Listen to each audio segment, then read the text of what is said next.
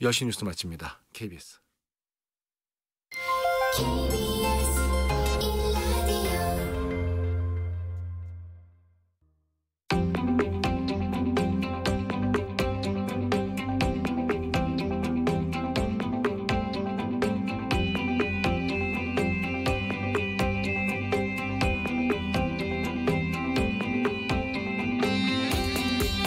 김성환의 시사야.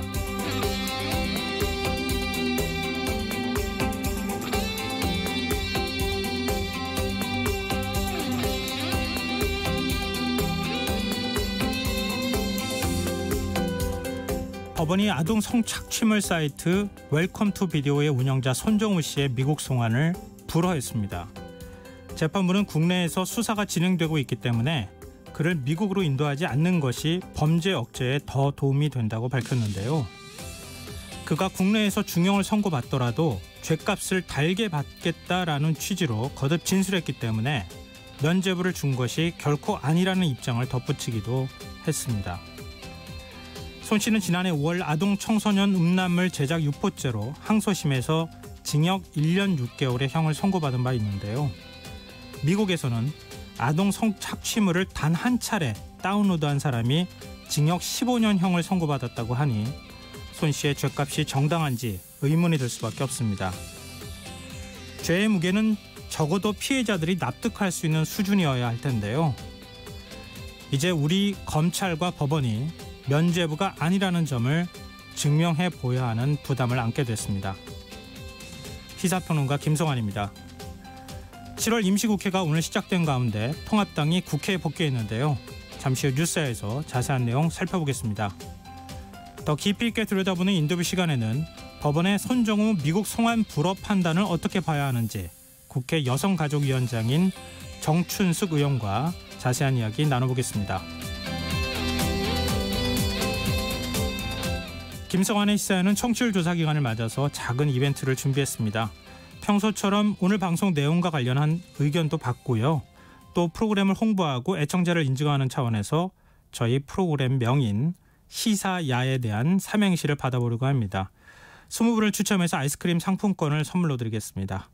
참여하실 번호는 샵9730이고요. 짧은 문자는 50원, 긴 문자는 100원의 이용료가 부과됩니다. 콩 게시판을 통해서도 무료로 참여하실 수 있고요. KBS 1라디오 유튜브 채널을 통해서도 실시간으로 시청 참여하실 수 있습니다. KBS 1라디오 김성환의 시사야. 그럼 지금 시작하겠습니다.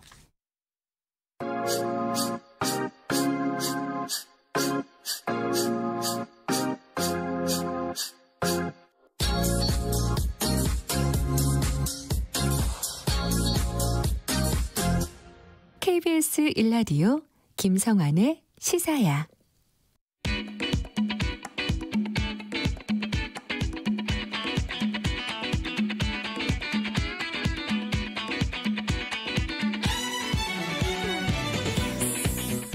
오늘 놓쳤던 뉴스 꼼꼼히 정리해드리는 뉴스야 시간입니다. 김민하 시사평론가 나오셨습니다. 안녕하세요. 안녕하세요. 주말 어떻게 보내셨어요? 주말 제가 이제 이렇게 살고 있지만 아이가 있기 때문에 아이를 가끔 보는 주말이 있습니다. 그래서 이 주말 동안 음식도 좀 하고 반찬도 하고 그랬습니다. 아이하고 시간을 보내셨단 말씀이시죠? 그렇습니다. 지금 코로나 때문에 중학생이 이제 됐는데 중학교에 갔는데 친구를 사귀지 못해서. 그러네요. 근데 저는 어렸을 때 중학교를 갔는데도 친구가 없었는데 중학교를 안 가서 친구가 없다. 이것은 그래도 그나마 긍정적이다 이렇게 생각을 했습니다. 왜 평소보다 달리 이렇게 자존감 떨어지는 얘기를 하고 그래요? 저는 사실만을 얘기하셨으면서 사실만을 얘기합니다. 지금 그렇게 말씀하셨지만 저도 사실은 확진자 수가 많이 늘어나서 주말에 좀 조심하게 됐거든요. 그래서 그렇죠. 사람 많은 데는 가급적 피하려고 노력했는데 아마 다른 분들도 마찬가지 아닐까 싶어요. 그래서 오늘 코로나19 현황이 어떻게 되는지 굉장히 많은 분들이 궁금해하실 것 같습니다. 일단 오늘 신규 확진자 48명이 늘어났는데 이 국내 발생이 24명 그리고 해외 유입이 24명 이렇게 돼 있습니다. 국내 발생 중에 지역별로는 광주 7명, 경기 5명, 인천 5명, 서울 2명, 대전 2명, 전남 2명, 충남 2명 이렇게 좀 광주 그리고 수도권 그리고 좀 다양한 지역으로 나눠져 있는 상황이고요. 해외 유입 24명 중에 검역 과정에서 확진이 된 게 15명이었습니다. 지금 뭐 주말에 이제 그 사람 많은데 안 간 얘기를 하셨는데 제가 네. 이제 한강을 지나가 봤는데요. 네. 그리고 또 한강의 어떤 특정 그 부분에 있어서는 사람들이 좀 모여서 잔디밭에 앉아있기 좋은 공간이 있지 않습니까? 네. 근데 그런 곳에서는 좀 어떤 거리두기나 이런 것들이 좀 덜 지켜지는 모습도 있는 것 같아서 그런 점은 좀 우려가 됐습니다. 근데 지금 광주 지역에서 감염자들이 계속 늘어나고 있는 것은 계속 우려스러워요. 그렇습니다. 이 호남권 중심으로 한 집단 감염이 계속되고 있는 게 문제인데 오늘 낮 12시 기준 광주 광륵사 관련 7명이 추가로 확진됐기 때문에 이 부분 관련해서 누적 확진자가 87명이 됐다라고 하는 소식이 나와 있고요. 그다음에 주말 동안에 광주와 전남에서 신규 확진자가 25명이 발생했는데 이 중에 걱정스러운 것이 어젯밤에 광주 동구의 어린이집에 다니는 원아 2명 그리고 초등학생이 추가로 확진 판정을 받았다는 소식이었습니다. 네. 특히 이제 광주에서 미취학 아동이 감염된 건 처음이고 특별한 증상이 없어서 지난 3일까지 어린이집에 등원을 했다. 이렇게 얘기가 되고 있으니까 좀 이제 걱정이 많이 되고요. 그렇기 때문에 이 어린이집에 지금 뭐 53명의 원아가 다니고 있는데 이 어린이집 관계자들, 원아 가족 등 200여 명에 대한 전수 검사가 진행 중이라고 하니까 이 결과를 좀 지켜봐야 될 것 같습니다. 이에 따라서 광주시 교육청은 이제 고3 학생들을 제외하고 오는 12일까지 북구의 유치원과 초중고 학생들 모든 학생들의 등교를 지금 중지하기로 한 상황이어서 네. 더더욱 좀 우려가 되는 그런 상황입니다. 아울러서 이제 광주광역시는 지난 1일부터 사회적 거리두기를 2단계로 격상해 놓은 상황인데 전라남도도 오늘부터 사회적 거리두기를 2단계로 격상을 한다는 이제 얘기입니다. 근데 지금 이제 방역 당국이 사회적 거리두기 2단계 요건을 50명에서 100명 사이로 정하지 않았습니까? 그렇습니다. 그러니까 지금 그 경계선을 넘나들었다가 다시 되돌아오거나 이런 상황이 계속 반복되고 있다고 하는 건데 이 경계 수위를 좀 높여야 되는 것 아니냐 이런 지적도 나와요. 그렇죠. 전국적으로 이제 사회적 거리두기 2단계로 가야 되는 거 아니냐 이런 지적도 있거든요. 예를 들면 뭐 대한의사협회의 경우에는 사회적 거리두기 단계 격상을 검토할 것을 이제 정부에 권고하는 이런 상황들이 있었는데 일단은 정부는 좀 그런 방법보다는 지역별로 좀 나눠서 이제 각각의 사회적 거리두기의 단계를 적용하는 걸로 좀 그렇게 하는 게 더 효율적이라고 지금 보고 있는 상황이라고 합니다. 아, 그러면 지금 이제 확진자가 많이 발생하지 않은 지역까지 사회적 거리두기 2단계까지 올리면은 경제 활동이나 움직이는 데 있어서도 큰 제약을 받게 되니까 지역별로 지금 확진자 발생 추이에 따라서 사회적 거리두기 단계를 조정해 나가겠다.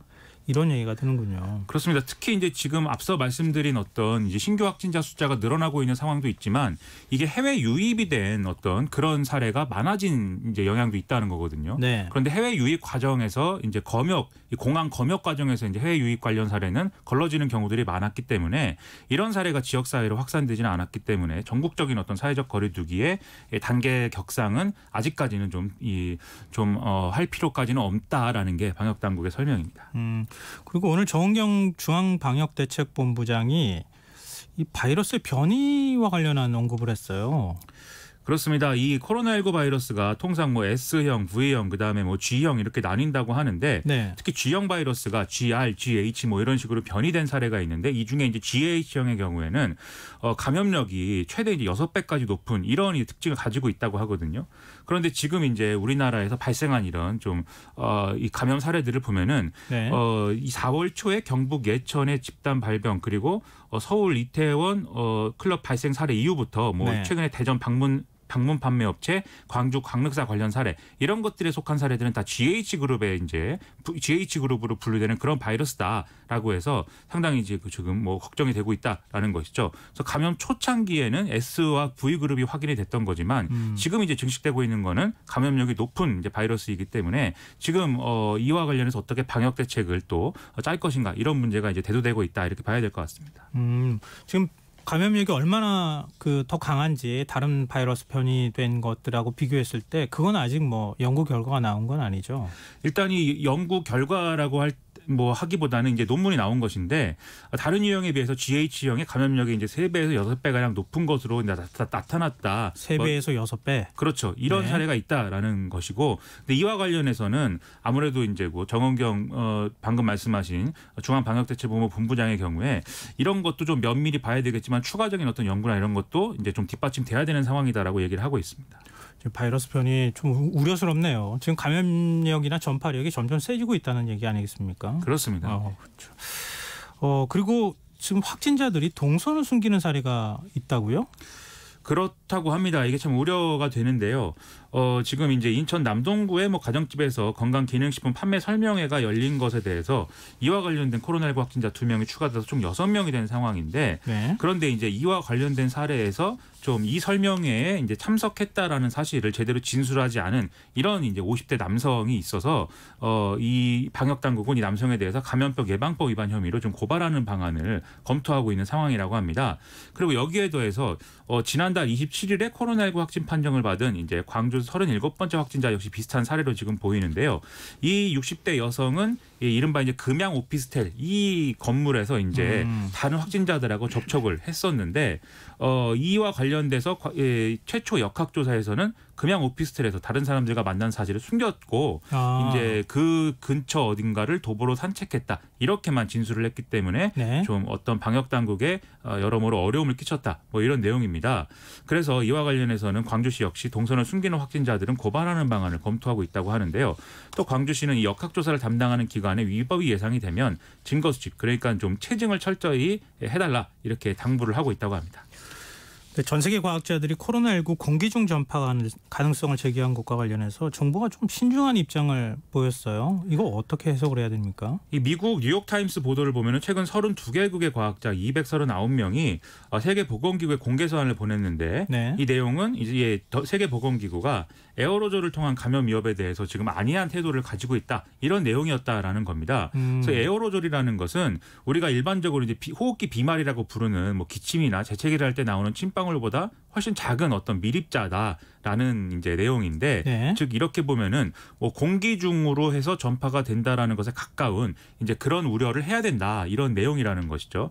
근데 여기에 대해서는 일단 우리 방역 당국은 이 문제에 대해서 점검하고 논의를 하고 있지만 사실 이것이 정말 이제 사실에 근접한 이런 연구 결과인지에 대해서는 추가적인 검토와 증거가 좀 더 필요하다고 본다 이렇게 답을 하고 있습니다. 근데 이게 에어로졸이든 아니면 침방울이든 폐쇄된 공간, 그러니까 밀접 접촉이 이루어지거나 밀집되거나 그리고 밀폐된 공간, 이게 3밀이라고 얘기하잖아요. 그런 공간에서는 감염 가능성이 높아진다는 건 분명하기 때문에 예를 들면 요즘같이 에어컨 켜는 상황에서는 자주 환기를 시켜주신다거나 이런 거 굳이 에어로졸 감염이 아니더라도 그런 그렇죠. 부분에 대한 각별한 신경을 좀 쓰셔야겠습니다. 그러니까 에어로졸이라는 게 우리가 흔히 비말이라고 부르는 것보다는 더 멀리 이제 퍼질 것은 분명한 사실이지만 바이러스가 혼자서 공기를 타고 이렇게 날아온다거나 이런 건 아닌 거거든요. 누군가 발이 달린 건 아니잖아요. 그렇죠. 누군가 내뱉는 것이고 그 내뱉는 것의 반경에 우리가 이제 들어 있어야 이게 감염이 되는 것이기 때문에 크게 이렇게 더 엄청나게 우려할 만한 상황까지는 아니다. 이 점을 좀 알아야 될 것 같습니다. 네. 좀 화제를 바꿔보겠습니다. 이제 정치권 소식으로 한번 가볼까요? 7월 임시국회가 오늘 시작이 됐어요. 그렇습니다. 이 7월 국회에 이제 미래통합당이 복귀를 하면서 뭔가 이제 7월 임시국회에서 어떤 이제 내용들을 좀 정치권이 논의할 것인가 여러모로 이제 관심이 모아지고 있는데요. 일단 더불어민주당은 이번 국회에서 다주택자와 법인에 대한 종부세 인상이라든지 그다음에 일하는 국회법 처리라든지 이렇게 좀 당면한 현안을 빨리 이제 좀 해결할 수 있는 내용을 준비하겠다 이렇게 얘기를 하고 있습니다. 반면 미래통합당은 이제 대여 투쟁 의지 이것을 분명히 하는 이런 그림이었는데요. 네. 일하는 국회법에 대해서는 국회와 야당을 무력화하는 독재 고속도로를 닦는 국회법이다 이렇게 주장을 하면서 주호영 원내대표가 운영위에서 최대 저지하겠다는 의지를 이제 계속해서 밝히고 있는 상황입니다. 네, 지금 여야 이해관계가 좀 다른 것 같은데 일단 여당이 추진하고 있는 일하는 국회법 어떤 부분이 쟁점이 되고 있습니까?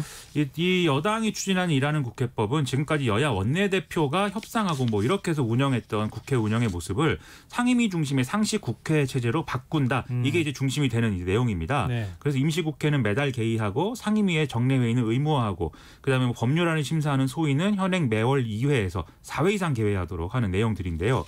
국회의원이 정당한 사유 없이 국회 회의에 안 나오면 세비를 삭감한다든지 그다음에 상임회의 출석 상황은 사항을 이제 국회 홈페이지에 공지하고 상임위원장이 국회의장에게 월 1회 출결 상황을 보고한다든지 뭐 이런 내용으로 이제 돼 있습니다. 그리고 뭐 이런 상임위 운영에 있어서도 상임위와 소위에서 관행적으로 유지되어 온 만장일치 이런 것들을 다수결의 원칙으로 바꾸는 뭐 이런 내용들도 들어 있고 그다음에 윤리특위를 상설화해서 윤리위를 만들고 이것을 이제 지금의 법사위, 지금 법사위 이름을 사법위로 바꿔서 네. 윤리사법위원회로 합쳐서 이제 운영하는 이런 방안들도 이제 들어 있는 그런 상황인데요. 조만간 이 법안은 민주당 1호 당론 법안으로 발의가 된다라고 합니다. 근데 이거는 사실은 여야가 따로 없는 거 아니겠습니까? 일하는 국회법은? 그렇죠. 사실 20대 국회 막바지였던 지난 4월에도 정병국 당시 미래통합당 의원이 24명의 여야 의원들과 함께 대략 이것과 비슷한 내용의 이제 법안을 대표 발의한 바가 있었는데요. 뭐 정병국, 김무성 의원 그리고 원혜영, 이석현 의원 등이 주축이 돼서 초안을 짠 것으로 이제 알려지고 있습니다. 그래서 이렇게 좀 얘기를 했기 때문에 좀 우리가 논리적으로 보면은 사실 일하는 국회법에 대해서 여야의 이제 어떤 의견 차이라든지 이런 게 크지 않아야 되는 그런 상황이겠죠. 네네. 하지만 지금은 상당히 여당의 어떤 의석수가 상당히 많아져 있는 상황이고 보수 야당의 경우에는 굉장히 이제 의석수가 적어진 거에 대해서 우려를 이제 갖고 있는 상황이기 때문에 일하는 국회법이 이 보수 야당을 더 강하게 압박할 수 있는 그런 어떤 고리가 될 것을 우려를 해서 지금 강하게 반발하는 그림으로 가고 있는 것으로 보입니다. 특히 이제 가장 큰 쟁점이 될 만한 내용이 법사위의 체계작구 심사권 폐지 이 부분인데요. 지금 일하는 국회법이라고 부르는 이제 더불어민주당의 법안 초안을 보면은 네. 이 체계작구 심사권을 법사위가 아니라 국회 사무처 법제실이라든지 국회의장이 지정한 별도의 기구에서 하는 방안 이런 것들을 이제 검토하도록 돼 있거든요. 네. 하지만 미래통합당은 여전히 이 내용은 유일한 여당을 향한 견제 장치이기 때문에 이것을 폐지해서는 안 된다. 그리고 법사위는 우려를 줘야 된다. 이 주장을 계속하고 있습니다. 근데 지금 통합당이 새로 상임위 배정을 한 것으로 알려지고 있는데 법사위에는 굉장히 전투력 있는 의원들을 배치했다고요? 그렇습니다. 지금 이제 미래통합당이 국회 복귀를 하는 이제 단계다 보니까 각 상임위에 배정할 의원들의 명단을 이제 취합을 하고 정리를 해서 국회의장에게 제출하는 이런 과정을 지금 계속 가고 있는데요. 네. 지금 얘기가 나오는 게 이제 법사위랑 운영위에 굉장히 전투력이 강한 이런 의원들을 배치했다. 이런 내용입니다. 그래서 일단 운영위를 보시면 운영위는 아무래도 청와대 관계자들이 나와서 이제 피감기관처럼 피감기관에 답변하는 것처럼 답변하는 공간이기 때문에 네. 여기서 굉장히 치열한 어떤 대결 구도가 펼쳐질 걸로 보이는데 기존의 어떤 관례대로 하면은 원내대표단이 사실 여기에 상당 부분 포함이 돼 있는 뭐 그런 상황이어야 되거든요. 그런데 이제 미래통합당이 제출한 명단을 보면은 주호영 원내대표 그리고 김성호 원내수석 부대표와 함께 김도읍, 김태흠, 박대출, 곽상도, 김정재, 이양수, 신원식, 조수진 의원이 포함되어 있는 걸로 이렇게 이제 알려지고 있습니다. 그러니까 사실은 방금 말씀드린 의원들의 상당수는 우리가 과거에도 확인했던 화력이 강한 이제 의원들이거든요. 네. 그래서 아마 이 운영위에서 대여 투쟁의 어떤 강한 어떤 그런 모습을 보여주기 위한 전략을 짜고 있다. 이렇게 보아야 될 것 같고요. 네. 무엇보다도 이제 공수처와 관련한 후속 입법 중에 운영위에서 처리해야 되는 그런 내용들이 있습니다. 예를 들면 인사청문회법 개정이라든지 이런 것들은 운영위에서 처리해야 되기 때문에 공수처 법안과 관련된 이런 좀 이런 걸 고려한 배치다. 이렇게 볼 수 있는 대목이 있고요. 그다음에 마찬가지로 법사위의 경우에도 상임위원장급 3선 김도읍 의원이 간사를 맡고 유상범 의원, 전주혜 의원, 그다음에 장제원, 조수진 의원들이 또 배치된다. 이렇게 얘기가 되고 있어서 마찬가지로 여기서도 굉장히 강한 어떤 여야 간의 대결 구도가 펼쳐질 것이다. 이렇게 볼 수가 있겠습니다. 방금 말씀드린 것 중에 이제 운영위하고 법사위에 좀 중복되는 의원이 있는데 네. 그것은 이제 운영위가 겸임 상임이기 때문에 이렇게 중복 배치가 된 것으로 보시면 되고요. 그다음에 정보위의 경우에는 지금 박지원 국가정보원장 후보자 인사청문회 등등이 쟁점이 된 걸로 보이는데 네. 여기에는 이제 당연직인 주호영 원내대표 외에 3선인 하태경 의원이 간사로 들어가고 나머지 의원들 중에 좀 전투력이 나름대로 있고 그다음에 이런 문제 제기를 강하게 할 수 있는 전문성을 가진 인사들이 들어가 있다. 이렇게 평가가 되고 있습니다. 그리고 관심사 중에 하나가 탈북자 출신 태용호 지성호 의원은 어디 배치되냐였는데 뭐 애초에 정보위에 배치해야 된다라는 뭐 당내 얘기도 있었지만 외교통일위에 배치가 됐고요. 더불어민주당에서는 이 의원들을 외교안보 관련 상임위에서는 배제해야 된다 이렇게 주장한 바 있기 때문에 좀 쟁점이 또 될 것으로 보입니다. 곳곳이 지뢰밭이네요. 그런 여야가 상황이죠. 계속 충돌할 가능성이 상당히 높아 보이네요. 지금 이제 상임위 의원들 배정한 거 보니까. 그리고 이제 7월 임시국회가 시작이 되는데 최대 현안은 아무래도 여당이 그동안에 계속 공언했던 것처럼 공수처 출범 문제가 되지 않겠습니까? 그렇습니다. 7월에 이제 좀 공수처 좀 구성이 완료되고 출범을 뭐 해야 되는 그런 상황이 됐는데 지금 뭐 제대로 뭐 이렇게 진도가 나가는 상황은 아닌 것이죠. 그래서 더불어민주당은 여당 몫의 공수처장 추천위원을 지금 이제 이번 주 안에 뽑겠다라면서 오늘부터 선정 작업에 돌입한 상황이지만 미래통합당은 공수처에 동의하지 않기 때문에 이 공수처장 후보 추천위원을 아예 지명하지 않는 방식으로 지금 출범에 응하지 않는다 이런 얘기를 계속 하고 있는 상황입니다. 네. 지금 여러분께서는 KBS 1라디오 김성환의 시사와 함께하고 계십니다. 계속해서 뉴스야 이어가겠습니다. 문재인 대통령이 연일 부동산 문제를 언급하고 있어요. 오늘도 얘기를 했죠? 그렇습니다. 문재인 대통령은 오늘 수석 보좌관 회의 모두 발언에서 최고의 민생 과제는 지금 부동산 대책이다 이렇게 얘기를 했는데요. 세계적으로 유동자금이 사상 최대로 풍부한 상황이고 금리는 사상 최저로 낮기 때문에 지금 부동산 이 문제가 지금 불거지고 있는데 최선을 다해서 정부가 부동산 투기를 억제할 것이다 이렇게 강조를 했습니다. 즉 이제 실수요자를 보호하고 서민과 청년의 주거 안정을 위한 대책을 강력하게 추진해 나갈 것이니까 국회도 협조를 해야 된다 이런 주장을 한 것인데요. 구체적으로는 작년 말에 이제 12.26 대책하고 최근에 6.17 대책 그리고 곧 나올 정부의 추가 대책 이런 것들을 좀 국회가 입법으로 뒷받침을 해달라 이런 얘기였습니다. 그리고 앞서 말씀드린 이제 공수처와 관련된 이런 언급 이런 것들도 있어서 네. 앞으로 7월 임시국회는 뭐가 쟁점이 되겠다라는 게 여기도 이제 드러나는 그런 상황이었다라고 봐야 되겠죠. 민주당 김태년 원내대표는 이 종부세와 관련한 언급을 했죠. 그렇습니다. 김태년 원내대표가 다주택자와 법인에 대한 종합부동산세 세율을 올리겠다 이렇게 얘기를 한 것인데요. 그래서 좀 이런 것들에 대해서는 실수요자들의 내 집 마련을 위한 금융정책, 공급대책에 대해서도 종합적인 보완책을 마련해서 좀 종합적으로 이 부동산 정책이 이제 작동할 수 있도록 하겠다라는 얘기를 하고 있는 상황입니다. 그래서 언론 보도를 통해서 전해진 구체적인 내용을 보면은 지금 이제 종부세율은 최대 4%까지 인상하는 방안 그리고 기본공제 대상을 줄이는 방안 이런 것들이 검토되고 있는 상황이라고 하고요. 그다음에 다주택자하고 짧은 기간 동안 이 주식의 단타 매매처럼 지금 이렇게 투기성 매매를 하고 있는 이런 세력들이 있는데 네. 이런 부분에 대해서는 징벌적 수준의 세금을 매겨서 소득을 환수하는 방안 이런 것도 검토하고 있다라는 얘기가 나오고 있습니다. 그리고 계속 반복해서 지금 문제로 지적되는 게 임대사업자들에게 지금 과도한 세제 혜택이 주어지고 있다. 이 대목이 있었는데 그래서 이와 관련된 세제 혜택을 좀 축소를 하고 그다음에 앞서 말씀드린 30, 40대 실소유자에 대한 내 집 마련 금융 대책을 또 보완한다. 이런 내용들이 아마 진행될 것으로 보입니다. 이게 다 법안이 통과될 수 있을지 그걸 좀 지켜봐야 되는 상황일 것 같은데 민주당이 그만큼 뭐 민심이 지금 이탈하고 있다. 이 문제를 좀 심각하게 보고 있다고 하는 방증이 되겠네요. 그렇습니다. 아무래도 이제 지난주부터 이제 뉴스를 뜨겁게 달궜던 게 노영민 대통령 비서실장이 뭐 아파트를 두 채를 갖고 있는데 하나는 강남, 하나는 청주에 있는데 강남에 있는 아파트를 판다고 했다가 그것을 고쳐서 이제 청주에 있는 거를 판다 이렇게 말을 바꾸면서 사실 그걸 보는 분들이 굉장히 이제 화가 났다 이런 언론 보도가 많이 나왔거든요. 역시 강남 불패를 청와대 비서실장이 또 증명한 거 아니냐 이런 비판까지 제기되면서 상당히 지금 난감한 그런 상황에 빠져 있는데 이것들을 어떻게 하면 그러면 국민들에게 좀 국민들을 안심시킬 수 있고 설득력 있는 부동산 대책을 빨리 마련해서 지금 그렇지 않아도 심각한 집값 문제를 안정화시킬 수 있을 것이냐 이게 정말 고민스러운 부분이 아닐 수가 없다는 것이죠. 근데 지금 뭐 그 부분 관련해서 제가 좀 의문인 것은 사실 네. 강남의 집을 팔았어도 시세 차익과 관련해서는 또 얘기가 나오지 않았겠습니까?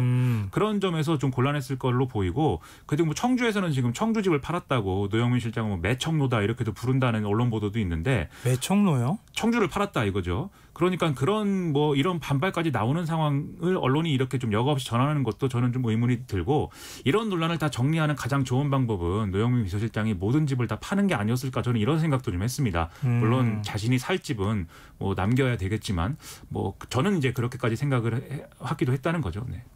그 정도로 답답한 상황입니다. 네. 그 답답이라고 하는 것에 답이 있는 거 아닌가 싶어요. 답이 두 개나 있네요. 네, 답이 두 개가 있는 답답입니다. 아주 그 답답한 속을 좀 뻥 좀 뚫어줬으면 좋겠습니다. 근데 지금 이제 여당 쪽에서는 종부세 실효세율을 강화하는 쪽으로 자꾸 이제 정책들이 가고 있는데 김종인 통합당 비대위원장은 정반대의 길을 제시하고 있어요. 그렇습니다. 이 종부세 강화 얘기가 나오니까 김종인 비대위원장이 바로 또 한마디로 이렇게 또 일축을 하는 이런 좀 어법을 구사를 했는데요. 세금의 기본 논리를 잘 이해하지 못해서 하는 소리다. 오늘 이렇게 비판을 했습니다. 무슨 얘기냐면 종부세를 강화할 경우에는 1주택 소유자, 일정 금액 이상의 이제 주택을 갖고 있는 소유자의 경우에는 뭐 이 세금을 내야 되는 부담을 안게 되고 다주택자들의 집을 임대한 다주택자들의 경우에는 자신들이 임대를 준 집에 세입자들에게 이 세금 부담을 전가하는 그림이 된다. 그래서 다주택자를 잡기 위해서 종부세 인상을 한다는 것은 오히려 1주택자들에 대한 부담만을 남기는 꼴이다. 이 얘기를 지금 하고 있는 것입니다. 네. 그러면서 부동산 대책을 제대로 하려면 경제정책을 총괄하는 부총리가 중심이 돼서 모든 경제정책을 종합적으로 해야 부동산 방향이 안정되는 것이고 절대로 시장을 이길 수는 없기 때문에 그것을 좀 유념해야 된다라는 취지의 이제 비판을 했습니다. 종부세 강화도 안 되고 그리고 임대사업자들이 지금 투기 세력이 임대사업자화돼서 지금 집을 싹쓸이 하듯이 사들이고 있다. 이런 이제 부작용을 얘기를 하고 있는데 그것도 그렇게 가는 것은 안 되고. 그럼 대안이 뭐죠? 그래서 사실 김종인 위원장은 원론적인 얘기를 한 것 같은데요. 정부도 종부세 강화만 얘기하는 건 아니거든요. 사실 다른 대책이 하나도 없고 종부세 강화만 얘기를 했다고 한다면 김종인 위원장의 비판이 뭐 맞을 수도 있습니다. 하지만 예를 들면 세입자 보호와 관련돼서는 이제 여당 의원들이 발의한 법안이 지금 국회에 나와 있는 상황이고 그리고 그 외에 방금 말씀하신 대로 임대사업자들의 어떤 과세 혜택이나 그런 것들을 이제 걷어들이는 이런 입법이 같이 진행되기 때문에 김종인 위원장이 얘기한 대로 종합적인 이제 대책을 만들어가는 과정인 것이거든요. 그래서 이렇게 좀 한마디로 일축해서 이렇게 탁 치는 이런 시원한 어법으로 사람들에게 뭐 그 지지자들에게 시원한 감정을 줄 수는 있겠지만 이게 어떤 대안적인 어떤 정책 제안인 것은 아닌 것 같다. 저는 그런 생각을 좀 했습니다. 통합당 또 김현미 국토부 장관에 대한 해임 건의안을 제출할 것을 검토하고 있다고 하던데요. 좀 더 상황을 좀 지켜보기로 하고요. 이런 가운데 통합당 곽상도 의원이 문재인 대통령의 아들 문준용 씨를 겨냥해서 부동산 투기 의혹을 제기했어요. 그렇습니다. 간단하게 말씀드리면 문재인 대통령의 아들인 문준용 씨가 은행 대출을 받아서 서울의 아파트를 구입했고 6년 후에 이것을 되팔아서 시세 차익을 남긴 게 2억 원 가량이다. 그래서 여기에 실거주하지 않았다면 이것은 부동산 투기가 아니냐. 뭐 이런 주장을 한 것인데요. 뭐 구체적으로 보면 이게 구로구에 있는 뭐 주상복합 아파트라고 하는데 2014년 4월에 문준용 씨가 이것을 3억 1천만 원에 매수를 했고 매수 당시에 이제 은행에서 대출 받은 게 보면은 등본상 채권 최고액이 1억 6,500만 원이기 때문에 이 근처에 있는 액수에 이런 좀 대출을 받았을 것으로 이제 추정이 된다는 겁니다. 그리고 6년 뒤인 지난 1월에 이 아파트를 5억 4천만 원에 매도했기 때문에 그럼 시세 차익은 한 2억 3천 정도 될 것이다. 라는 것이었는데요. 그러면 이제 문준용 씨는 박근혜 정부 때 은행으로부터 대출을 받아서 지금 이제 이렇게 시세 차익을 남긴 건데 만약에 지금 정권이었으면 이런 시세 차익은 거두기 어렵고 애초에 대출 받기도 불가능한 것이 아니었겠느냐라는 게 이제 곽상도 의원의 그런 주장이고 투기인지 아닌지를 이제 판가름하기 위해서는 문준용 씨가 이 아파트에 직접 거주했는지를 밝혀야 된다라고 그런 주장을 또 하는 그런 상황이었습니다. 이거 어떻게 봐야 됩니까? 지금 그 사실관계가 이게 맞긴 맞는 겁니까? 6년 전에 집을 샀는데 지금 6년 뒤에 집을 팔았는데 그게 투기다. 6년간 투자도 아닌 상황에서. 그렇죠. 이게 그럼 곽상도 의원이 주장하는 대로 실거주용이 아니었다고 한다면 이 2억 3천의 이제 시세 차익에 대해서는 그러면 뭐 투기냐 아니냐 이제 논쟁은 있을 수가 있겠죠. 그런데 다만 실거주를 했다면 사실 이것은 뭐 투기라고 볼 수 없는 게 명확한 거 아니겠습니까? 그래서 이와 관련해서는 사실은 실거주했다고 봐야 된다라는 반론이 지금 나오고 있는데요. 예를 들면 더불어민주당의 김남국 의원의 경우에는 문재인 대통령의 이제 재산 신고 공개한 내용들을 보면은 사실 여기에 보면 문준용 씨가 예를 들면 이제 이것을 임대를 줬으면 보증금이라든지 전세금을 돌려줘야 될 부채가 잡혀 있어야 되는데 그런 내용이 없다는 거거든요. 그렇기 때문에 이 대출이자를 물면서 전월세도 주지 않고 실거주도 하는 이런 투자가 어디 있느냐. 따라서 문준용 씨가 이 주상복합 아파트에 좀 실거주를 했다고 봐야 된다. 이렇게 봐야 된다는 어떤 반론을 제기하고 있는 그런 상황입니다. 그리고 김남국 의원이 이 얘기를 하면서 곽상도 의원이 가지고 있는 아파트에 대한 얘기를 오히려 했는데요. 곽상도 의원은 잠실에 있는 이 재건축 아파트를 보유하고 있는 상황인데 국토교통부 실거래가나 부동산거래 정보를 보면 최근 5년 사이에 이게 최소 6억에서 7억 또는 이제 10억 가까이 오른 매물도 있는데 이것이야말로 이제 정상이 아닌 거 아니냐라고 하면서 이런 이제 비생산적인 비판은 하지 말 것을 요구한다 이렇게 또 한마디 했습니다. 네. 아마 청취자 여러분들께서 판단하시리라고 생각합니다. 저는 상상할 수 없는 액수의 이런 부동산 거래를 보면서 참 착잡함을 느낍니다. 사실 집 살 때 몇억 원이 왔다 갔다 하는데 내 손에는 하나 들어오지 않아요. 그렇죠. 상상이 안 되는 금액이에요, 사실은. 그렇죠. 근데 그 금액이 6, 7억, 10억씩 되면 사실 그것도 좀 간과할 수 없는 이런 액수인데 참 모르겠습니다. 원룸에 살고 있는 제 입장에서는 모든 것이 꿈과 같은 얘기일 뿐입니다. 아유, 예, 맞습니다. 참 부동산이라는 게 그렇습니다. 그래서 더더욱 집값을 잡는 게 참 중요하다 이런 생각도 들고요. 그리고 제대로 노력해가지고 집을 살 수 있는 그런 사회를 만드는 게 굉장히 중요하겠죠. 그렇죠. 네. 뭐 이게 더 나아가서는 집을 사느냐 파느냐 뭐 이런 문제보다도 어떤 방식이든지 안정적인 주거 환경이 보장이 되면 누가 사실은 또 집을 꼭 사야겠다 뭐 이렇게만 생각을 하겠습니까? 네. 예를 들면 세입자로 살더라도 정말 안정적으로 행복하게 살 수 있으면 되는 거 아니겠습니까? 그러기 위한 세입자 보호 방안이나 이런 것들도 이 정부가 강하게 추진해야 될 필요가 있는데 왜 그런지 모두 다 다주택자들만 있어서 그런 것인지 국회에 아니면 모르겠습니다. 집주인들만 이 부동산 대책을 만드는데 관여해서 그런 건지 공무원들이 뭐 왜인지는 저로서는 잘 알 수가 없는 일들이 계속 일어나고 있는 것 같습니다. 네. 그리고 이런 가운데 한 시민단체가 국회의원들을 겨냥해서 한 달 안에 집을 팔라 뭐 이런 내용의 서명운동에 돌입했어요. 참여연대가 부동산 관련 상임위에 배정된 의원 중에 이제 주택을 여러 채 갖고 있는 사람들의 명단을 공개를 했는데요. 네. 국토교통위를 보면은 더불어민주당이 3명, 미래통합당이 6명 이렇게 다주택자들이 있었습니다. 기획재정위에는 더불어민주당 3명, 미래통합당 5명이 여러 채의 집을 갖고 있는 것으로 집계가 됐는데요. 뭐 두 상임위를 통틀어서 이제 이 위원회 30%가 다주택자다 이렇게 볼 수가 있는 것이죠. 다만 미래통합당의 경우에는 새로 상임위를 좀 배치하는 과정에서 11명 중 4명이 다른 상임위로 옮겼다라는 건데요. 뭐 숫자만 보면은 미래통합당이 다주택자는 좀 더 많은 걸로 이렇게 볼 수가 있겠습니다. 어쨌든 참여연대는 공직자윤리법상 이해충돌 가능성이 있기 때문에 다주택자들은 다른 상임위를 떠나야 된다라는 입장을 계속해서 제기하고 있는 상황입니다. 네, 좀 화제로 바꿔보겠습니다.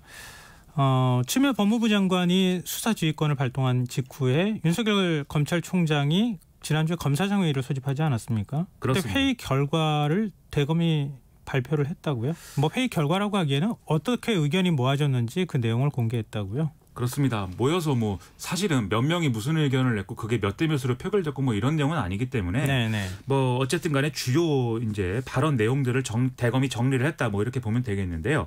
어쨌든 대검이 공개한 내용을 보면은 추미애 장관의 수사지휘에 대한 이 검사들의 공통된 의견은 3가지 정도라고 합니다. 네. 첫째는 검찰총장의 지휘 감독을 배제하는 이 추미애 장관의 이런 지휘권이 발동한 어떤 수사 지휘의 내용은 위법하거나 부당하다 이런 것인 거고요. 네. 그다음에 공정하고 엄정한 수사를 위해서는 제3의 이제 특임 검사가 도입이 돼서 이 수사를 맡아야 된다라는 내용이었다고 합니다. 그리고 마지막으로 이제 검찰총장의 거취와 이 문제는 상관이 없다. 즉 윤석열 검찰총장이 사퇴할 문제는 아니다. 이렇게 이제 얘기를 했다는데 결국 그럼 윤석열 총장은 이런 논의 결과를 바탕으로 추미애 장관에게 좀 재지휘를 건의할 가능성이 커졌다 이렇게 봐야 되겠습니다. 그럼 법무부 입장이 있지 않겠습니까? 일단 법무부는 뭐 이 검사장 회의라는 게 법에 있는 뭐 어떤 공식 뭐 기구도 아니고 여기서 논의한 내용들이 뭐 언론을 통해서는 여러모로 보도가 되고 있긴 하지만 공식적인 효력을 갖는 뭐 그런 것도 아니니만큼 지금 뭐 이 부분에 대해서 반응하진 않겠다라는 입장인데요. 다만 추미애 법무부 장관이 이제 그 소셜 미디어를 통해서 입장을 밝힌 바는 있습니다. 그래서 검사장 회의가 열리던 날에 이 검사들이 좀 검찰 개혁이나 이런 부분들에 대해서 좀 같이 하는 것이 필요하다 이런 주장을 하면서 좀 자신의 의견을 밝힌 바가 있고요. 그리고 이전에 이제 좀 수사지휘권을 발동한 직후에도 특임 검사라든지 뭐 이렇게 제3의 수사팀 이런 것들은 지금은 때늦은 주장이다라면서 불가 입장을 이미 밝혀놓은 그런 상황입니다. 네. 근데 윤석열 검찰총장은 이렇게 대검 검사장급 회의에서 의견을 수렴한다고 한 거 아닙니까? 의견이 그렇습니다. 수렴됐으면 입장을 내놔야 되는 거 아니에요? 왜 입장을 안 내놓습니까? 많은 고민과 뭐 숙고를 거듭하고 있다라고 얘기를 하고 있는데 원래 이제 좀 예측하기로는 오늘 이제 대검에서 보고를 받으면 바로 오늘 입장을 낼 것으로 많은 언론들이 네네. 예측을 했는데 뒤로 가면서 이제 6일 날 입장이 나온다라는 대목이 이르면 6일 입장이 나온다로 변해왔거든요. 그래서 나름대로 이제 고민이 많은 걸로 보입니다. 첫째로는 검사장 회의라는 데서 과연 과연 이렇게 윤석열 검찰총장의 유리한 방식의 그런 발언들만 나왔느냐 이게 사실은 저는 좀 의문을 갖고 있는 부분들이 있고요. 네. 두 번째로는 지금 아무래도 법무부 장관의 수사 지휘권을 어떤 방식으로든지 그 일부라 할지라도 받아들이지 않는 게 결국은 항명으로 비춰질 수가 있고 그 경우에 사실 법무부가 감찰이나 뭐 이런 어떤 또 다른 징계 이런 걸로 사실은 또 나올 수 있고 그 빌미를 줄 수가 있다 이런 판단을 본인이 하고 있기 때문에 어떤 수위에서 어떻게 입장을 내고 뭐 할 것인지를 조율하는 과정이다 이렇게 봐야 되겠습니다. 네. 혹시 또 입장 안 해놓고 의견 수렴한 것만 이렇게 언론에 전달하는 그 수준에서 끝나지 않을까 이런 생각도 좀 들긴 하는데 그런 얘기도 있습니다. 예, 어떤 입장을 내놓을지 과연 입장이 없는 것도 입장일 수 있으니까 좀 지켜보도록 하겠습니다. 그럴 경우엔 법무부 장관이 아마 다시 한번 수사 지휘를 할 것으로 예상이 됩니다. 그렇군요. 오늘 뉴스에 여기까지 하겠습니다. 지금까지 김민하 시사평론가였습니다. 김성환의 시사야는 청취율 조사 기간을 맞아서 지금 시사야라고 하는 세 글자를 가지고 삼행시를 짓는 걸 청취자분들께 좀 부탁을 드렸는데요. 3027님 시원하게 속 뚫리는 사이다 같은 김성환의 시사야. 야 너도 들어봐. 정말 재밌습니다.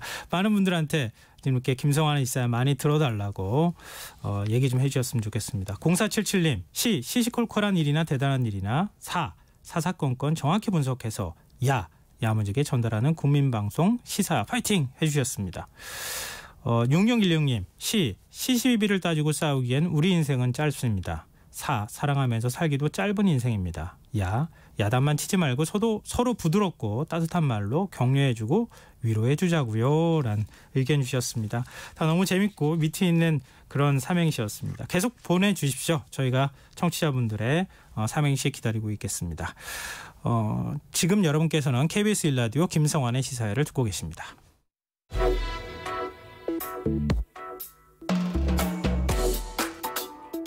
더 나은 내일을 준비하는 시간 KBS 1라디오 김성환의 시사야. 세계 최대 아동 성착취물 사이트 운영자로 알려져 있는 손정우 씨가 미국 송환을 피하게 됐습니다. 법원은 손 씨를 국내에서 수사하고 처벌하는 게 우리나라 아동 청소년 성범죄를 뿌리 뽑는 데 더 큰 이익이 된다고 판단했는데요.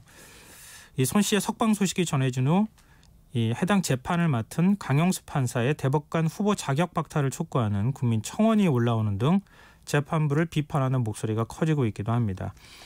오늘 인터뷰 시간에는 21대 국회 전반기 여성가족위원장을 맡은 민주당 정춘숙 의원 연결해서 자세한 이야기 나눠보겠습니다. 안녕하십니까? 네, 안녕하십니까? 네.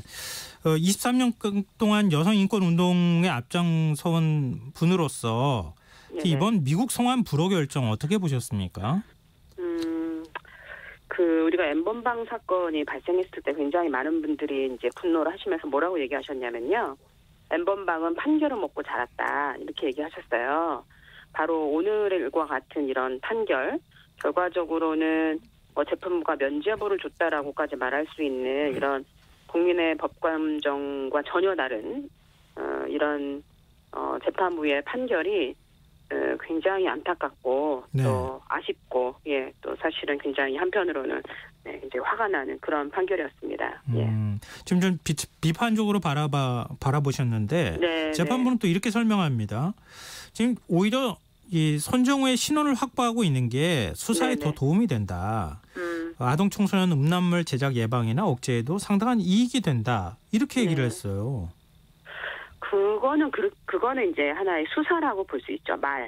그렇게 이제 그런 말을 할 수 있는데 어떤 법적 근거로 이 사람은 이미 그 아동 음란물 소지와 관련해서 1년 6개월의 형을 살았습니다. 네. 그러니까 우리나라뿐만 아니라 그러니까 이미 판결을 받고 형을 살은 거예요. 네. 그렇기 때문에 어떤 근거로 이 사람에게 더 형벌을 가할 수 있는지를 사실은 이미 판결되어서 그 형까지 살았는데 무슨 근거로 이 사람을 더 그 아동 그 음란물 유포 뭐 이런 거고 관련해서 어떻게 더 형을 더 줄 수 있는지 굉장히 지켜볼 문제죠. 현실적으로는 그것은 그냥 그 표현 말이 지나지 않나 이렇게 생각하고 있습니다.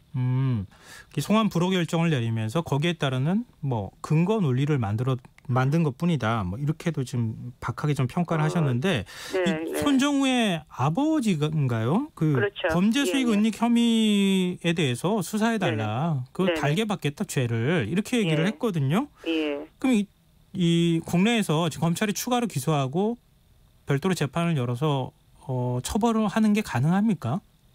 지금 이제 뭐 고발을 했으니까 수사해서 뭐 조사해서 뭐 판결을 할 수가 있는데 이게 이제 5년 이하의 뭐 이렇게 징역 이렇게 판결할 수 있는데 이미 이 사람이 1년 6개월을 살았잖아요. 예. 그렇기 때문에 과연 어느 정도 수준의 처벌이 될 수 있을까 이런 생각이 들고 또 한 가지는 그럼 그 이전에는 왜 이렇게 범죄 수익 은닉이라고 하는 그 굉장히 심각하고 중요한 범죄에 대해서는 기소하지 않고 수사하지 않고 처벌하지 않았을까 이런 것도 또 굉장히 의문이 드는 거죠. 예.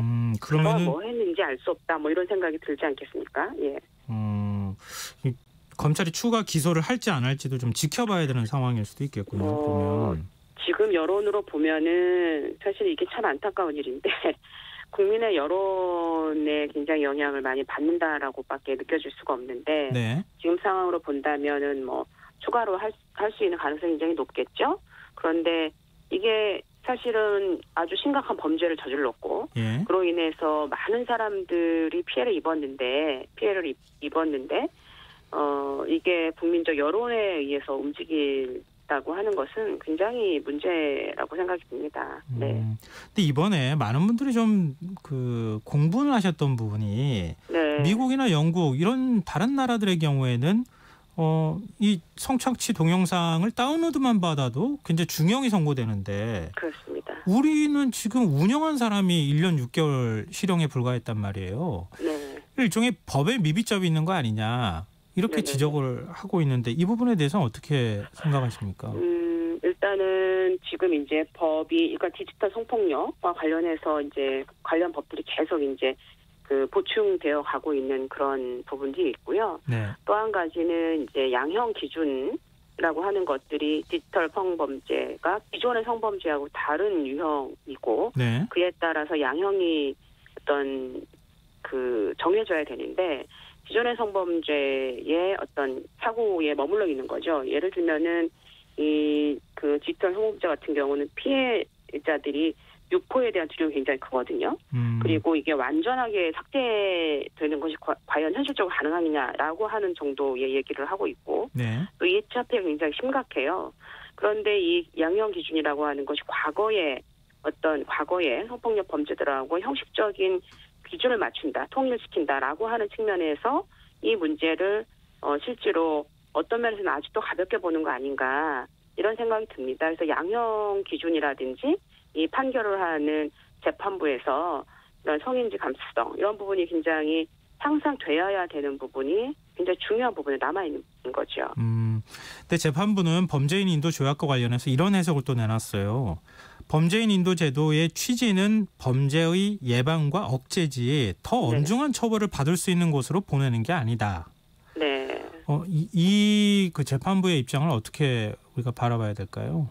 그거는 뭐 예를 들면 주도성을 뭐 우리 재판부가 대한민국이 갖겠다라고 하는 것으로도 볼 수 있는데 실제로는 이 그 웰컴 투 비디오와 관련해서 국민적인 공분 그리고 이제 이 피해의 내용들을 보면 사실은 굉장히 심각하거든요. 네. 이 영상 자체가 그걸 보는 것 자체가 갖고 있는 거가 그래서 뭐 전 세계 32개국 128만 회원 25만 건의 성착취물 이런 게 있는데 과연 현실적으로 우리 사회에서 주도적으로 처벌할 수도 없는 이런 상황에서 결과적으로는 그런 지금 뭐 주권을 중심으로 한 판결이 과연 이 범죄를 예방하거나 혹은 처벌하는 데 도움이 되겠나 인권적인 측면에서 어떤 게 더 맞겠나라고 하는 부분에 대해서 저는 의문을 갖습니다. 네.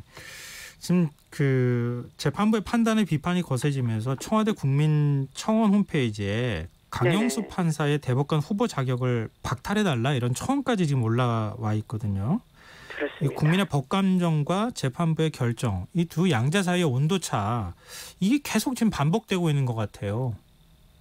네, 저는 이제 그 우리나라의 법 체계 안에서 이제 법 체계의 안정성 이런 거 되게 중요하게 많이 얘기하시죠. 그리고 네. 뭐 전에 판결이 어땠다 이런 거를 주로 많이 얘기하는데 우리 사회가 굉장히 급변하고 있습니다. 그리고 이 법 체계 안에서 과연 이 여성이나 아동이 과연 그 권리의 주체인 적이 있었나 이런 의문이 좀 들고 그래서 이제는 과거의 그런 뭐 체계 혹은 안전성 중심으로 봤던 것에서 이젠 피해자의 인권이 중심이 되는 그런 판결 혹은 해석이 돼야 되지 않나 이런 생각이 듭니다. 예를 들면은 가해자가 뭐 나이가 어리고 초범이고 뭐 이런 기존의 성범죄에서의 그 양형의 감경 사유라고 하는 것이 네. 아까도 말씀드린 것처럼 이 디지털 성범죄의 특성을 정말 이해하지 못하기 때문 혹은 이를 잘 알지 못하기 때문이 아닌가라는 생각이 듭니다. 그러니까 이 법 체계는 과거의 어떤 체계 안정성을 중심으로 해서 만들어지면서 그거에 맞춰서 기존의 성범죄에 맞춰서 형량을 정한다면 우리는 실제로 엠번방 선거처럼 그 디지털 상황, 웹 상황이지만 실제로 성폭력이 존재하는 네. 이런 상황들을 우리가 살고 있거든요. 그래서 이 부분들이 계속 이 현실적인 어떤 범죄의 어떤 우리가 살고 있는 실체적인 부분하고 이 법률이 계속 맞도록 하는 그런 노력들이 되게 필요한 겁니다. 이 간극을 메우는 그런 게 필요한 거죠. 예. 우리 법원이 어떤 인식 변화가 있어야 된다고 보십니까? 앞서 이제 양형 기준과 관련해서도 말씀하셨지만 판사들이 이 디지털 성범죄에 대한 인식이 아직도 좀 뒤떨어져 있는 거 아닌가도 싶거든요. 일단은 이제 저희가 그 여성가족위원회에서 한 2년 전쯤에 이 디지털 성 네. 착취물을 지우는 이제 삭제 지원센터를 한번 가본 적이 있었어요. 근데 정말로 그거를 보면 굉장히 생각이 달라집니다. 예. 그래서 우리가 아직도 인터넷 혹은 뭐 디지털 이렇게 하면 그 피해의 정도가 아직도 약하다고 생각하는 게 아닌가 이런 생각이 좀 드는데 그걸 실제로 우리가 보면 뭐 이번 그 웰컴 투 비디오도 마찬가지입니다. 뭐 피해 그거를 뭐 소와 성에 이렇게 볼 수는 없는 건데 뭐 예를 들면 4달, 뭐 6달 이런 아이들에 대한 것들도 막 있거든요. 그 성착취물이. 네. 그래서 이 심각성을 좀 알아야 되고요. 그래서 이 피해자들의 인권을 어떻게 보호할 것인가, 그러기 위해서 가해자에 대한 처벌이 어떻게 되어야 될 것인가 라는 걸로 이게 전환이 될 필요가 있습니다. 예. 근데 20대 국회 막바지에 아동 청소년의 성보호에 관한 법률 일부 개정안이 국회를 통과하지 않았습니까? 네, 그렇습니다. 지금 시행에는 아직 안 들어간 건가요? 이제 들어가는데요. 예. 이제 5월 20일 날 이제 통과가 됐고요. 그래서 이제 아동 청소년 이용 음란물을 성착취물로 변경을 했습니다. 네. 이런 용어의 변경도 굉장히 중요한 거고요. 그다음 음란물 제작, 유포, 소지 처벌과 관련해서 이제 형량을 좀 상향하고, 그다음에 의제강간 연령을 13세에서 16세로 이제 뭐 상향하고, 이런 여러 가지 조치들이 있었습니다. 그리고 부가 통신 사업자고 웹하드 사업자의 불법 촬영에 대해서 삭제, 접속 차단 이런 유통 방지 의무를 부과를 했죠. 그래서 이거는 굉장히 의미가 있는 이제 법 개정이라고 보는데 네. 오늘 쭉 여러 전문가들의 얘기를 들어보면 지금 말씀하신 것과 같이 사실은 양형을 어떻게 할 거냐, 양형 기준을 어떻게 마련할 거냐, 또 그것에 따라서 판결이 제대로 이루어져야 한다라는 얘기를 전문가들이 계속적으로 지금 많이 하고 계세요. 네. 그래서 이런 그 대법원에서 양형 기준을 제대로 정하는 이런 굉장히 중요하고 시급하게 이루어져야 되는 지점입니다. 그럼 지금 그 지난 20대 국회 막바지에 통과된 법률안을 보면 네네. 미비점은 다 대부분 보완이 됐다 이렇게 판단하시는 건가요? 아니요. 뭐 이제 이런 부분이 이제 급하게 좀 진행이 됐는데 예. 최근에 많이 이제 문제가 되는 지금 이제 아동 청소년에 대한 온라인 그루밍. 예. 그래서 그루밍 처벌하는 법. 그다음에 그 아동 청소년 성착취물 제작 행위에 대한 공소시효를 폐지하는 거. 그리고 디지털 성범죄 피해 지원 기관 법적인 근거를 마련하는 거. 그리고 이제 성범죄를 했을 경우에 교대라든지 이런 재학생들 교원적 재원이라든가 사회복무요원 의무 위반자 제재 강화 정보가 많이 빠져나갔잖아요. 이제 네. 이런 부분들 또 아직 입법적으로 더 보충되어야 될 점들이 많이 있습니다. 예, 지금 이와 관련해서 일부 이미 이제 진행하고 있는 바들이 있고요. 예, 그렇습니다. 근데 오히려 물론 이제 대법원이 양형 기준을 좀 상향 조정하거나 네. 양형 네. 기준을 현실화하는 그런 작업을 아마 제가 알기로는 지금 법안 통과가 안 됐기 때문에 양형 기준을 설정을 못했다. 의견만 네. 수렴했는데 이런 얘기를 네. 또 얘기했던 걸로 제가 알고 있거든요. 그러니까 이게 이제 양형 기준을 정하는 기간이 있지 않습니까? 제가 알기로 이제 8월 달에 이제 되는 걸로 알고 있는데요. 네. 그렇기 때문에 그 사이에 이 양형 기준을 마련하기가 이제 여러 가지 법적인 것도 있긴 했지만 마련하기가 좀 어렵다 이런 얘기도 좀 들었습니다. 근데 네. 지금 이 디지털 성폭력 범죄와 관련해서 양형 기준에 대한 얘기는 계속 많이 나왔던 부분이기 때문에 네. 뭐 이 법이 뭐 통과가 된 지 얼마 안 돼서 뭐 이렇게 뭐 그렇다라고 하는 것은 조금 궁색한 변명이 아닐까 이런 생각이 좀 들고요. 네. 거듭 말씀드리지만 이 디지털 성폭력과 관련해서 피해자들의 피해의 정도, 그다음에 심각성 이런 걸 본다면 사실은 뭐 국회도 마찬가지이고 또 법원도 마찬가지인데 그 피해자들의 입장에서 본다면 사실 굉장히 답답하고 너무 늦고 모든 네. 조치가 이렇다고밖에 볼 수가 없습니다. 그래서 저희가 좀 더 노력해서 부족한 부분을 메워야 되는 거죠. 예, 그래서 피해자들이 인권이 보장되게 해야 합니다.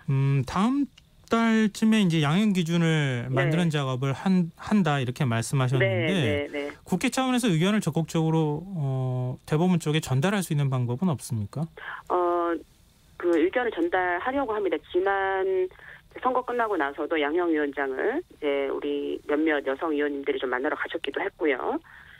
그래서 계속 요청을 좀 하고 있는데 아무래도 이게 이제 양형 기준을 정한다라고 하는 거가 굉장히 아주 엄중한 중요한 일들이기 때문에 뭐 되게 조심스러워 하시는 것 같아요. 근데 이런 디지털 성범죄라고 하는 것은 기존에 없었던 양태가 나타나는 거고 또 피해의 상태라든지 이런 것들 또 전문가들의 의견을 좀 종합을 해서 네. 새로 얘기를 해야 된다. 그리고 이제 사실은 새로운 체계가 마련되어야 되는 거 아니냐. 전면적인 재검토가 필요하다라고 하는 얘기가 관련 전문가들이 아주 지속적으로 지금 얘기하고 있습니다. 국회 차원에서도 이런 문제에 대해서 국민적 어떤 그 성인지 감수성이 많이 높아졌으니까 좀 네네. 지속적으로 관심을 좀 가져주시길 부탁드립니다. 네, 알겠습니다. 그렇게 하겠습니다. 네, 오늘 말씀 고맙습니다. 네, 감사합니다. 네, 지금까지 정춘숙 의원과 얘기 나눴습니다. 김성환의 시사회는 청취율 조사 기간을 맞아서 작은 이벤트 진행하고 있습니다. 시사회에 대한 삼행시 문자로 받고 있는데요. 청취자분들 굉장히 참여를 많이 해주고 계십니다. 6986님, 시를 읊어주는 시사야. 사람 냄새가 나며 사람 사이의 관계를 이어주는 시사야. 야, 이렇게 유익하고 좋은 방송이 또 있을까? 라고 삼행시 지어서 보내주셨습니다. 고맙습니다. 3968님, 시국이 이렇다 저렇다 말이 많고 사회가 이렇네 저랬네 시끄러운 요즘. 야, 그냥 자기 전에 이거 하나만 들어봐. 김성환의 시사야. 시사인데 사가 사회가 이렇게 저렇게 시끄러운 이렇게 돼 있군요. 예, 제가 중간에 잘못 읽었습니다. 죄송합니다. 세상과의 소통 창구가 되어주셔서 감사합니다. 이런 뜻을 보내주셨는데요. 그리고 파이팅 또 외쳐주셨습니다. 감사합니다. 제 김성환의 시사야 계속 청취자 여러분들 의견 기다리고 있겠습니다. 1부 순서는 여기서 마무리하고요. 1부 끝곡으로 에이미 와인하우스의 You Know I'm No Good 들으시고요. 저는 11시 정각 2부에 다시 오겠습니다. Sniff me